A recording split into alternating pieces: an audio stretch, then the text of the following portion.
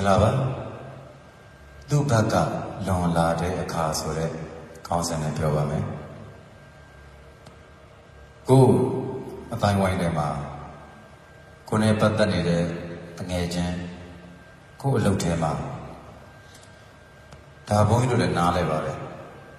တခါတလေတက်လို့ရှိရင်သီးခံလို့မရတဲ့သူတွေနဲ့တွေ့တယ်တော်တော်ကိုသီးခံလို့မရတာပါဘာဖြစ်လို့သီးခံလို့မရလဲဆိုတော့တစ်ဖက်သူကတစ်ဖက်ဆောင်နဲ့တအားနိုင်တယ်အတ္တတအားကြီးတယ်ညနေလုံးမျက်နှာရလှုပ်တယ်တစ်ဖက်မှာမျက်နှာလှုပ်ပြီးတော့တစ်ဖက်မှာပြန်ဖိတယ်ဒါတွေကိုခံရတဲ့အခါမှာမတရားတာတွေကိုခံရတာပေါ့အဲ့မတရားတာတွေခံရတဲ့အခါကျတော့သူကိုယ်ပဲမခံနိုင်တော့မခံနိုင်တဲ့အခါကျတော့ပြန်ပြီးတော့လွန်ကဲပြန်တုံ့ပြန်ခြင်းလေပြန်ပြီးပြဿနာလုပ်ခြင်းစိတ်ကိုဖြစ်တယ်သူမျက်နှာမြင်နေရတာနေတိုင်းပူလောင်တယ်သူစကားအတန်ကြားရတာနေတိုင်းပူလောင်တယ်သူလုံးပုံကိုင်ပုံလေးကြည့်ရတာလည်းနေတိုင်းပူလောင်တယ်အဲ့တော့ဒါကတော့ဘာနဲ့သွားပြီးတော့သက်ဆိုင်လဲဆိုတော့တစ်ဖက်သူရဲ့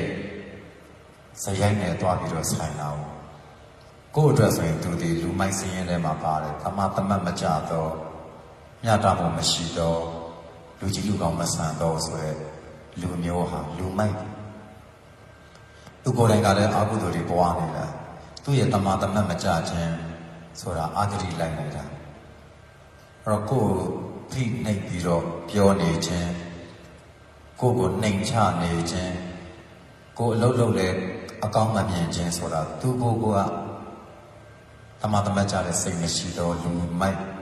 လူရုပ်ဖြစ်နေတဲ့အခါပေါ့ဒါမျိုးဆိုလို့ရှိရင်တော့ကိုယ်မှလှုပ်ရှားနေလန်းနေအခြေခံအပြင်နှစ်နည်းရှိတနည်းကထိတ်တိုက်ရင်ဆိုင်တာထိတ်တိုက်ရင်ဆိုင်တယ်ဆိုတော့ကမှသူ့ကိုဘာဖြစ်လို့တစ်ဖက်သက်ဒီလိုမျိုးနှိမ့်ချဆက်ဆံနေတာလဲလို့တဲ့ပြောနေဒါအကုသို့မဟုတ်ဘူးကိုကအမှန်တရားကိုအမှန်တရားတိုင်းပြောပြလိုက်တာဒီလိုနည်းကိုယူရမယ်ဆိုရင်တော့ကိုဒီဆုံးရှုံးမှုကိုခံနိုင်တဲ့တတ္တိရှိရမှာဆုံးရှုံးမှုကိုခံနိုင်တဲ့တတ္တိဆိုတော့ကိုပြောလိုက်လေသူကရင်ကျေးသွားမယ်သူမဟုတ်ဘူးအစာကလေးကသမတ်ကြတဲ့စိတ်ရှိတဲ့သူမဟုတ်တဲ့အတွက်ကြောင့်သူဒီငကိုကလေးကရန်သူမျိုး၅ပါးထဲမှာပါပြီးသားအဲ့လိုကိုမချစ်တဲ့တတ်တဲ့သူဆိုတဲ့၅ခုမြောက်ရန်သူထဲမှာပါပြီးသားချစ်လို့လည်းမရဘူးမှန်ပါတယ်အဲ့ချစ်လို့မရတဲ့သူကြီးကိုဘုန်းကြီးတို့တွေဘလို့ပဲစာရင်းနဲ့ပြောကြဘလို့ပဲတရားတွေဟောတကယ်ကျင်ဆိုင်နေရတဲ့သူကိုယ်တိုင်ပဲသိတယ်တနေ့လည်းမဟုတ်ဘူးနေ့တိုင်းကျင်ဆိုင်နေရတဲ့သူကြာတော့ပေါက်ကွဲထွက်ချင်တာပေါ့အဲ့ပေါက်ကွဲထွက်ချင်တဲ့အခါမှာကိုယ်မှစဉ်းစားစရာအချက်ရှိတယ်သူများနိုင်ငံတွေမှာတော့လုပ်လို့ရပါမယ်ကိုယ်နိုင်ငံမှာလုပ်လို့မရသေးဘူးဆိုတဲ့အချက်ကကိုမှန်နေတာပေါ့ကိုမှန်တဲ့အတိုင်းပြန်ပြောတာပေါ့ပြန်ပြောတယ်ဆိုတဲ့နေရာမှာကိုကလူမိုက်ပြောနေမဟုတ်ဘူးပညာရှင်တွေနဲ့ဘာကြောင့်များဒီလိုတစ်ဖက်သက်ဆက်ဆံနေတာပါလဲရင်ဆိုင်လိုက်တဲ့နေ့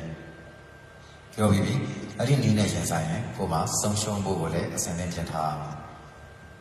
ကိုဒီလိုလုပ်လိုက်လို့ကိုစိတ်ချမ်းသာတယ်ဆိုလို့ရှိရင်အဲ့ဒီကိုယူလိုက်ပါကိုထိလည်းရောက်မပါပါစေနဲ့ပြန်စမ်းပြောတဲ့စကားမပါပါစေနဲ့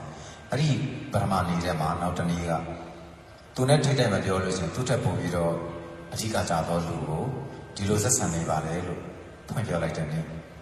ဒါလူသိအောင်လုပ်လိုက်တဲ့နေ့ပေါ့ကိုရီးယားလူမသိသူမသိခံနေရတာကိုကလူသိအောင်လုပ်လိုက်တဲ့နေ့ဒီနေ့ကအစိုးလက်ခံဖို့အလားအလာရှိနေတယ်နောက်တနေ့ကတော့ကိုကကြိုင်လာတဲ့အရှုံးပေးဆိုတဲ့အတိုင်းပဲအရှုံးပေးတဲ့နေ့လို့မဆိုတာတော့လည်းပဲသူ့ကိုရှောင်လိုက်တဲ့နေ့အလုပ်ထဲမှာရှောင်လို့ရရင်ရှောင်ပါအလုပ်ထဲမှာထိတ်တိုက်သူနဲ့စကားမပြောဖြစ်အောင်ရှောင်ပါဘလို့အရာမျိုးပဲပြောသူပြောတဲ့စကားတွေကိုအရင်ကလည်းပုံပြောဘူးလေဘလို့မျိုးပဲကိုယ့်ပေါ်မှာပြုမှုနေသူ့ကိုအကုသိုလ်တုံးကြီးအနေနဲ့သာခွင့်လွှတ်ပေးလိုက်ခွင့်လွှတ်လို့မရဘူးဆိုလို့ရှိရင်သူ့ကိုရှောင်တယ်နည်းဆိုတော့ငကိုလေးကဒီအလုပ်ထဲမှာရှောင်ရင်ရှောင်အလုပ်ထဲမှာရှောင်လို့မရလို့ရှိရင်အဲ့လောက်ကထွက်အဲ့တော့ရှောင်တဲ့နေရာမှာကိုကုသိုလ်စိတ်နဲ့ကိုပွားများပြီးတော့နေတာသူ့အကုသိုလ်ကိုမယူလာတဲ့ဒါရှောင်တာပဲဒါကအကောင်းဆုံးနေပေါ့ သူ့အကုသိုလ်ကိုမယူဘူးကိုယ်စိတ်ကိုအမြဲတမ်းဆုံးမပြီးတော့ပဲငါစိတ်ထဲကအကုသိုလ်ပေါ်မလာပါစေနဲ့အဲ့ဒီကုသိုလ်စိတ်တွေပျက်စီးမသွားပါစေနဲ့ကိုဘုရားကုံတော်ပွားပြီးတော့ရင်ဆိုင်တယ်ဘုရားကုံတော်ကိုပဲပွားပြီးတော့ရင်ဆိုင်တယ်မေတ္တာသူ့ကိုထားပြီးတော့ရရင်မေတ္တာစိတ်ပွားပြီးတော့ရင်ဆိုင်တယ်အဲ့တော့ဒါကဒုတိယနည်းတဲ့ကရှောင်နည်းပေါ့ကုသိုလ်နဲ့ရှောင်တာရဲ့နောက်သူ့ကိုလက်ပြချက်ချက်ရှောင်ပလိုက်တာရဲ့နောက်တစ်ခါအလုတ်ကနေထွက်ပလိုက်တာရဲ့ဒီနည်းပဲရှိပါတယ်ဘယ်လိုမှရွေးချယ်စရာမရှိဘူးဆိုလို့ရှိရင်တော့ဒီအလုပ်ပဲလုပ်မှရမယ်ဒီလိုနဲ့ပေါင်းမှပဲရမယ်ဆိုလို့ရှိရင်တော့ကိုယ်စိတ်ထဲမှာခုနပြောတဲ့ဘုရားကုံတော်ပွားခြင်းသူ့ကိုမေတ္တာပွားနေခြင်းဒီနည်းနဲ့ရင်ဆိုင်ပါဒါအကောင်းဆုံးသောနည်းတရားဘုရားမြတ်စွာဘုရားဟောတဲ့တရားနည်းနဲ့ရင်ဆိုင်ပြီးပါသူကအရင်လွန်နေပြီကိုယ်မှရွေးချယ်စရာမှမရှိတော့တာမရှိတဲ့အခါကျတော့ပထမနည်းနဲ့တုံ့ပြန်မတုံ့ပြန်ရင်ဒုတိယနည်းနဲ့တုံ့ပြန်ပါလို့ပြောချင်ပါတယ်အဲ့တော့လူတိုင်းဟာဒီလို